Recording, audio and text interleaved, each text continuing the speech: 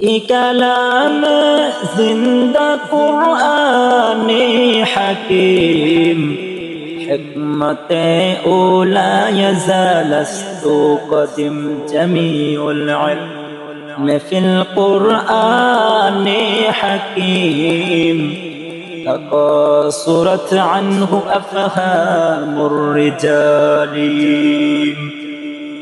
আল্লাহ তাআলা বলেন, ও গোটা দুনিয়ার মানুষ, আমি আল্লাহ তাআলা সূরা আসরের মধ্যে সময়ের কসম কেটেছি।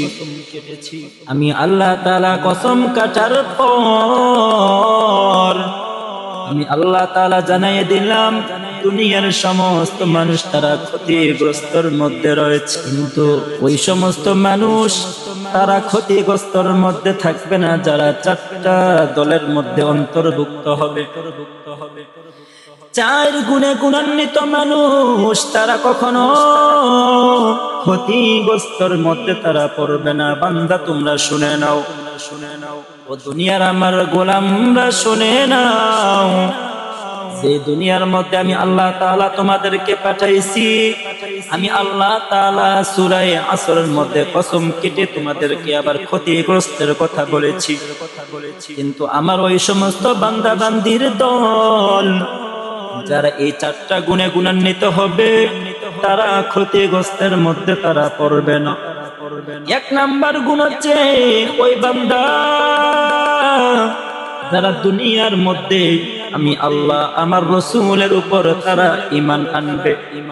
আল্লাহ তাআলা বলেন, ওয়াল আসরি ইন্নাল ইনসানা লাফি খুসর ইল্লাল্লাযীনা আমানু ওয়া আমিলুস সালিহাতি ওয়া তাওয়াসাউ বিল হক وتواصوا بالحق وتواصوا بالصبر। كلام زندہ قرآن حکیم حکمت اولا یزالست قدم جمیع العلم فی القرآن حکیم تقاصرت عنه أفهام الرجال। আল্লাহ তাআলা বলেন, ও গোটা দুনিয়ার মানুষ, আমি আল্লাহ তাআলা সূরা আসরের মধ্যে সময়ের কসম কেটেছি। আমি আল্লাহ তাআলা কসম কাটার পর আমি আল্লাহ তাআলা জানিয়ে দিলাম দুনিয়ার সমস্ত মানুষ তারা ক্ষতিগ্রস্তর মধ্যে রয়েছে, কিন্তু ওই সমস্ত মানুষ তারা ক্ষতিগ্রস্তর মধ্যে থাকবে না যারা চারটা দলের মধ্যে অন্তর্ভুক্ত হবে।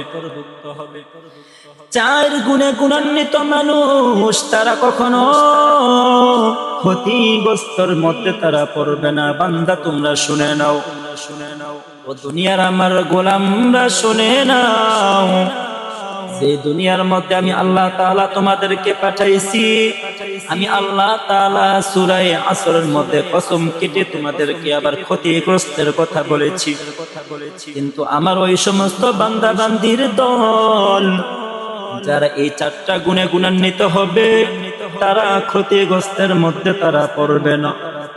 এক নাম্বার গুণ হচ্ছে ওই বান্দা যারা দুনিয়ার মধ্যে আমি আল্লাহ আমার রাসূলের উপর তারা ঈমান আনবে। দ্বিতীয় নাম্বার হচ্ছে আমার ওই সমস্ত বান্দা বান্দির দল যারা ঈমান আনার পাশাপাশি নেক আমল করে তাদের জীবনটাকে তারা সাজায়।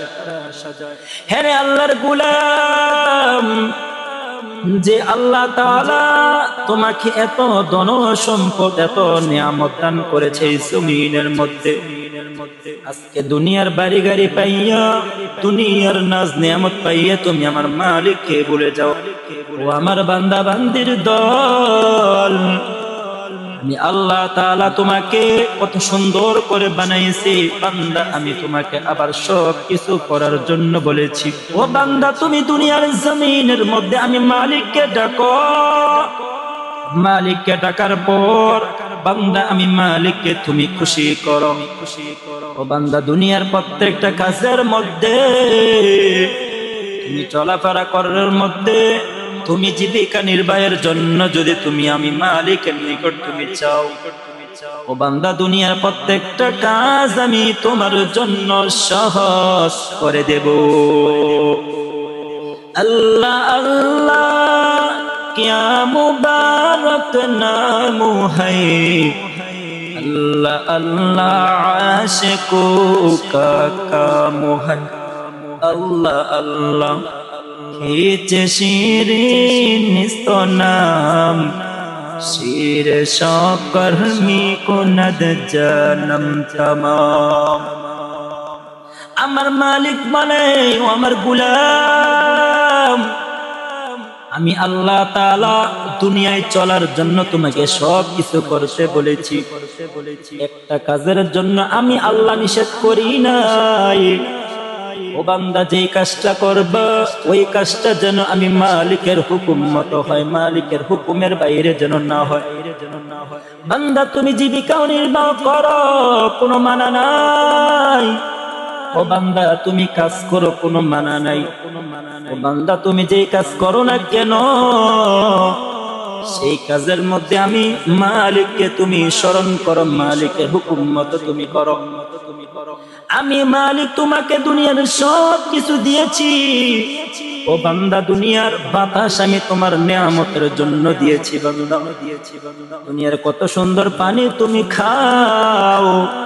ও বান্দা একটা বারও কি তুমি আমি মালিককে তোমার স্মরণ করার টাইম তুমি পাও না। এই জন্য তো আমি মালিক কোরআনে কারীমের সূরা আসরকে আমি আল্লাহ তাআলা অবতীর্ণ করে দুনিয়ার মানুষদেরকে জানাই দিয়েছি। ও গোটা দুনিয়ার মানুষ তোমরা শুনে নাও, আমি আল্লাহ তাআলার নিকট সবচেয়ে দামি হলো সময়। ওই সময়ের কসম আমি কেটেছি, সময়ের কসম কেটে আমি গোটা দুনিয়ার মানুষদেরকে জানিয়ে দিলাম। দুনিয়ার সমস্ত মানুষ তারা ক্ষতিগ্রস্তের মধ্যে রয়েছে, কিন্তু বান্দা তোমরা যদি আমি মালিকের হুকুম পালন করো, মালিকের হুকুম অনুযায়ী চলো, তাহলে তোমরা ওই ক্ষতিগ্রস্তের তালিকার মধ্যে তোমরা থাকবা না।